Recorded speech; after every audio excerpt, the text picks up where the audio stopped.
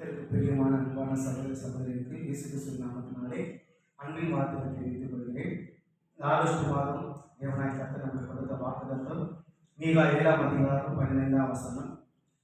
நீ எகிப்து தேசத்தில் புறப்பட்ட நாளில் நடந்தது போலவே ஒரு அதிசயங்களை காண பண்ணுவேன் என்று சொல்லி ஆண்டவர் மாதம் கொடுத்த வாக்குத்தத்தின்படி நிச்சயமாகவே நம்ம ஒவ்வொருவரையும் ஆண்டவர் மாதத்திலே 8வது மாதத்திலே நம்ம அதிசயங்களை ஆண்டவர் காண பண்ண போகிறார்.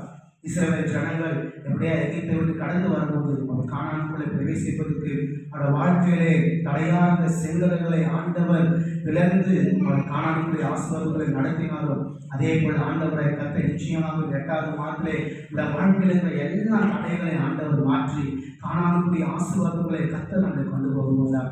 அப்படியே 2வது காரியம், ஆண்டவர் எப்படியா இஸ்ரவேல் ஜனங்கள் கானானிலே எகிப்தை விட்டு புறப்பட்டு வரும்போது அவர்களை பின்தொடர்ந்து வந்தது பார்வோனையும் சேனையும் செங்கடலை கவிழ்த்துப்பட்டது போல ஆண்டவர் 8வது மாதத்திலே உங்களுக்கு எதிராக இருக்கிற எல்லா சத்துருக்களையும் ஆண்டவர் கவிழ்த்து போட்டு அந்த அதிசயத்தை ஆண்டவரோட வாழ்க்கையை செய்ய போகிறார்.